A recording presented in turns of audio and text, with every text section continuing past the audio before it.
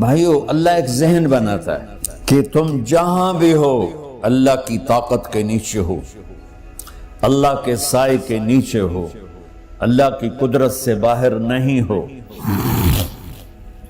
قل ارأيتم ان جعل الله عليكم الليل سرمدا الى يوم القيامة من اله غير الله ياتيكم بضياء افلا تسمعون۔ مجھے بتاؤ اگر میں رات کو کھڑا کر دوں، اللہ اکبر، اور سورج کو نکلنے نہ دوں، تو کوئی ہے جو رات ختم کر سکے؟ کوئی ہے جو سورج کو لا سکے؟ تو تمہاری زمین کا ٹیمپریچر اتنا مائنس میں جائے گا کہ تم سارے ہی برف بن جاؤ گے۔ پھر اللہ کہتا قل ارأیتم ان جعل اللہ علیکم النہار سرمدا الى یوم القیامہ من الہ غیر اللہ یاتیکم بلیل تسکنون فیہ افلا تبصرون۔ مجھے بتاؤ اگر میں دن کو کھڑا کر دوں، آسمان کے وسط میں سینٹر میں سورج کو کھڑا کر دوں، اسے ڈوبنے نہ دوں، کوئی ہے تیرے رب کے سوا جو اس کو لے جائے اور جا کے وہاں غروب کر دے؟ اس طرح اللہ ذہن سازی کرتا ہے۔ اگر سورج ڈوبے نہیں تو چند دن میں ساری زمین کو آگ لگ جائے گی، چند دن وہ نکلے نہیں تو زمین فریز ہو کے پوری کی پوری فریزر بن جائے گی، ہم بھی اس میں برف بنے پڑے ہوں۔ اور اگر وہ ڈوبے نہیں تو پوری دنیا کو آگ لگ جائے گی۔ تو اللہ تعالیٰ اس طرح قرآن کی آیات اور واقعات سے بھائیو ایک ذہن بناتا ہے کہ یہاں وہ ہوتا ہے جو اللہ چاہتا ہے۔ اور تم کہتے ہو ساڈا بھی پورا ہوئے، تو آگے اللہ تعالیٰ ایک ڈیل کرتا ہے، کہتا ہے بڑا سوکھا کام ہے، کوئی مسئلہ ہی نہیں۔ فَإِن سَلَّمْتَ لِي فِي مَا أُرِيدُ، یہ میں نے جملہ ابھی نہیں پڑھا تھا، اب پڑھ رہا ہوں۔ فَإِن سَلَّمْتَ لِي فِي مَا أُرِيدُ كَفَيْتُكَ فِي مَا تُرِيدُ۔ میرے بندے، تم گلاسگو میں، ڈنڈی میں، ایڈمبرا میں، مدرول میں رہتے ہو، یا مدینے میں، یا مکے میں، یا جدے میں، تم یہاں اس چند روزہ زندگی میں وہ کر دو جو میں چاہتا ہوں، یہاں وہ کر دو جو میں چاہتا ہوں، اس کے پیچھے نہ بھاگو جو تم چاہتے ہو، تم یہاں وہ کرو جو میں چاہتا ہوں، تو کیا ہوگا؟ کفیتک فی ما ترید، میں تیری ہر چاہت پوری کر دوں گا، تیری ہر چاہت پوری۔ یہیں سے دیکھو، ہم اپنی مرضی پوری کیوں کرتے ہیں؟ سیٹسفیکشن کے لیے۔ اور آج جیسی دنیا ڈپریشن کا شکار ہے کبھی نہیں ہوئی۔ ساری دنیا میں جو دوا سب سے زیادہ بک رہی ہے وہ ڈپریشن کی ہے، پوری دنیا۔ شاید افریقہ دے جنگل چھڑ کے پوری دنیا میں سب سے زیادہ جو دوا بک رہی ہے وہ ہے ڈپریشن کی۔ جب ہر چاہا پورا ہو رہا ہو پھر ڈپریشن کیوں ہے؟ کہ سسٹم اوپر سے چل رہا ہے، نیچے نہیں۔ کیا لطف انجمن کا جب دل ہی بجھ گیا ہو۔ اللہ دل کو کی خوشیاں نکال لے تو دنیا کی کوئی رونق اللہ کی قسم آپ کو خوشیاں نہیں دے سکتی۔ اور اللہ دل میں خوشیاں بھر دے تو موت کو بھی ہنستے ہوئے گلے لگاؤ۔ میرے نبی کے نواسے نے کربلا میں کس خوشی سے موت کو گلے لگایا، کس خوشی سے اولاد کو ذبح کروایا، کس خوشی سے سر کو نیزے پہ چڑھوایا۔ تو اللہ تعالی ہم سے ایک ڈیل کرتا ہے، فَإِن سَلَّمْتَ لِي فِي مَا أُرِيدُ، چند دن ہیں زندگی کی، اس میں وہ کر دو جو تیرا رب کہہ رہا ہے۔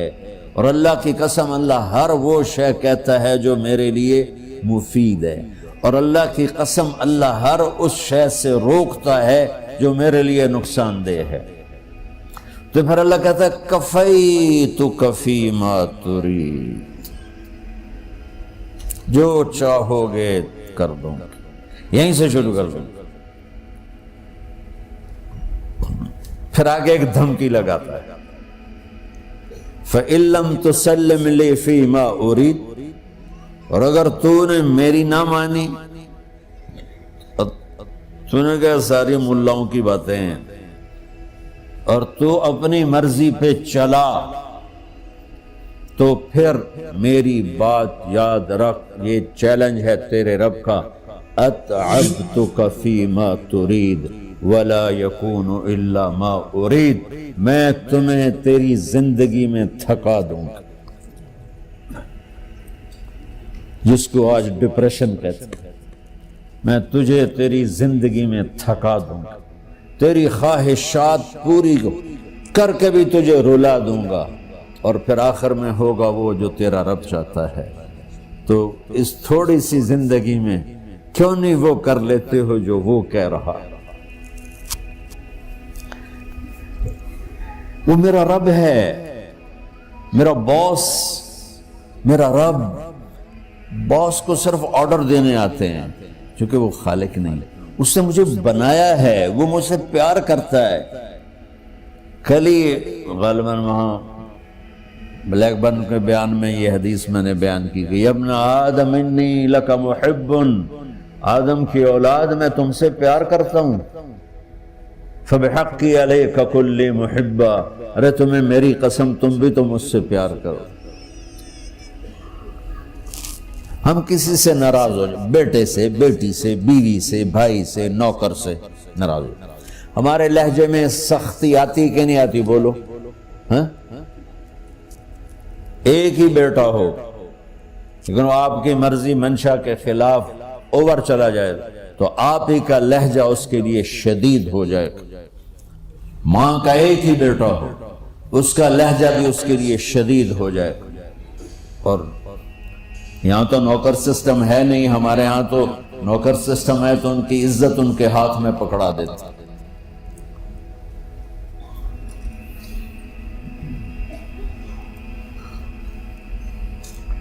اللہ ہمارے ساتھ کیسے بات کرتا ہے؟ کس سے؟ نافرمانوں سے. جس آدمی کے پاس پاور ہے اور اس کے نیچے کچھ لوگ ہیں، جب اسے اپنے لوگوں میں کمی نظر آئے گی اور غلط کام کرتا دیکھیں گے، وہ ضرور روڈ ہو جائیں گے. ایک ہی 100 باری سمجھایا، پھر انہیں کرن بہ جان دے، شرم کرو، کچھ مفتی روٹیاں کھان دے، مفتی تنخواہ لیں دے.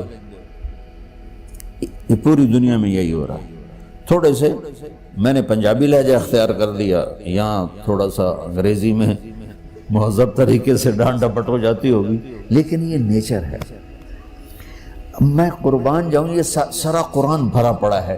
صرف ایک آیت آپ کو بتاتا ہوں. کیا اس کے بعد حق بنتا ہے کہ ہم اس کی نافرمانی؟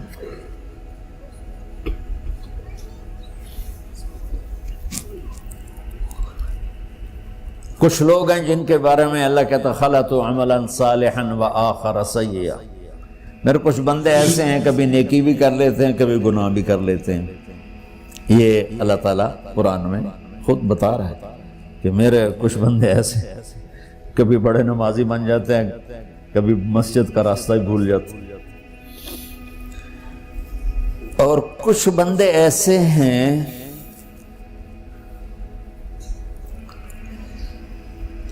جنہوں نے جب سے آنکھ کھولی ہے اس دن سے لے کر آج تک ایک کام اللہ کو راضی کرنے والا نہیں کیا. ایسوں سے بھی دنیا بھری پڑی. اور ایک بہت بڑا دنیا کا طبقہ ہے جو اللہ کو جانتا ہی نہیں ہے، جانتا ہے تو غلط طریقے سے جانتا ہے. اور ایک بہت بڑا طبقہ ہے جو اللہ کو مانتا ہی نہیں، کہ ہے ہی کوئی نہیں. ایتھیسٹ ہوں میں ایتھیسٹ ہوں. تو میرے بھائیو، میں اللہ کی قسم کھا کے کہہ رہا ہوں کہ کس محبت سے اللہ نے ان لوگوں کو پکارا ہے، کاش میں آپ کو اس کی وضاحت کر سکوں. یا عبادی الذین اسرفوا علی انفسہم،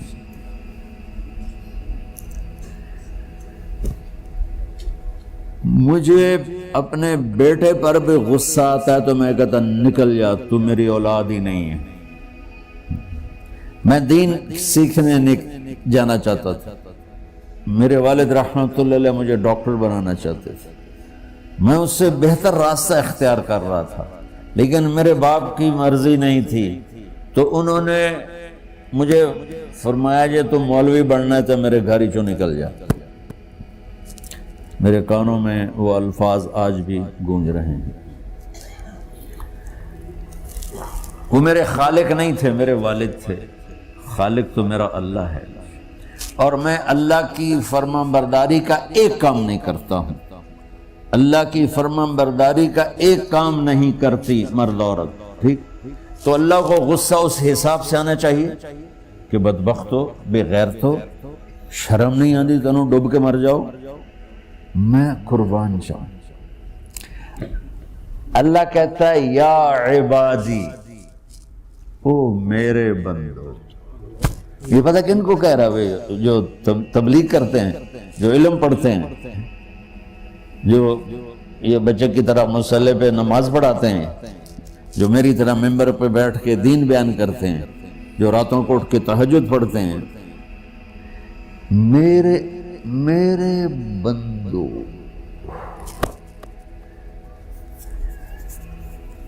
آپ نے دیکھا وہ شہد ایک دھار بناتا ہے، ٹپکتا ہوا نیچے آتا ہے نا۔ اللہ کی قسم اس آیت سے اللہ کی محبت کا شہد یوں نکلتا نظر آتا ہے۔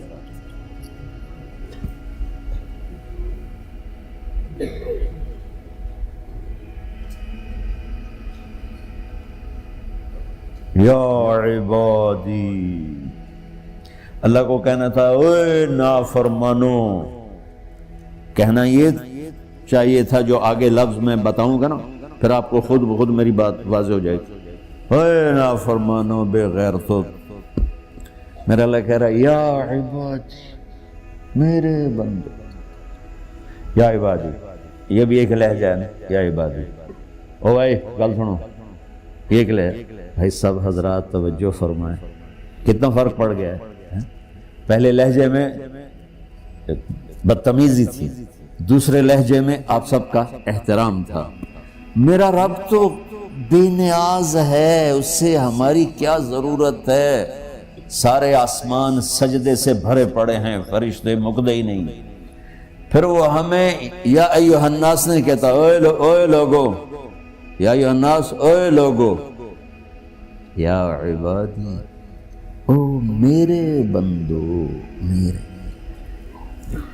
یا عبادی سے یوں لگتا ہے جیسے اللہ آگے بڑے رابعہ بصری جیسی عورتیں اور جنید بغدادی جیسے مردوں سے اللہ بات کرنے لگا ہے۔ 3 لفظ ہیں، اسرفوا علی انفسہم، وہ بندے جنہوں نے جب سے آنکھ کھولی ہے ایک دفعہ بھی مجھے خوش کرنے کا کام نہیں کیا، آ جاؤ تم بھی میرے ہی ہو۔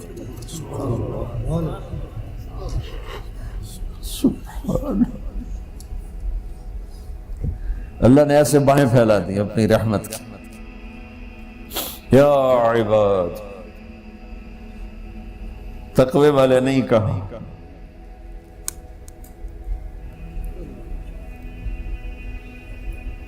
روزے والے نہیں کہا، پردے والی عورتوں کو نہیں کہا، حلال کمانے والے، تہجد پڑھنے والے، علم پڑھنے والے۔ اعلیٰ کا مطلب یہاں بہت طاقتور ہے، عربی کے حرفوں کا بھی مطلب ہوتا ہے۔ اعلیٰ کا یہاں مطلب ہے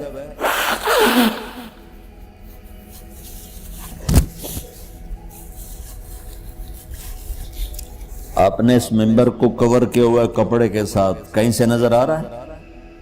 بولو، کہیں سے نظر آ رہا؟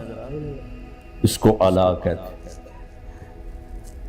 اللہ کیا کہہ رہا ہے کہ جنہوں نے اتنے گناہ کیے ہیں کہ ان کا جسم گناہوں میں ڈوب گیا ہے، وہ نظر ہی نہیں آتا، صرف اوپر گناہ ہی گناہ نظر آ رہا ہے،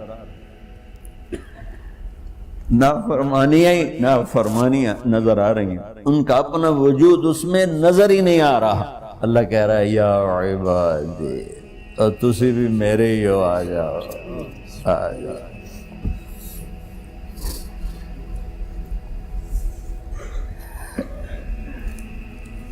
بتاؤ ایسے مہربان رب سے بغاوت کرنا ہے کوئی غیرت کی بات؟ چند روزہ زندگی کے پیچھے، چند ٹکوں کے پیچھے، چند پیسوں کے پیچھے، یا عبادی یا عبادی۔ ہماری نئی ویڈیوز دیکھنے کے لیے ہمارے چینل دین کو سبسکرائب کریں اور گھنٹی کے نشان کو دبائیں۔ شکریہ۔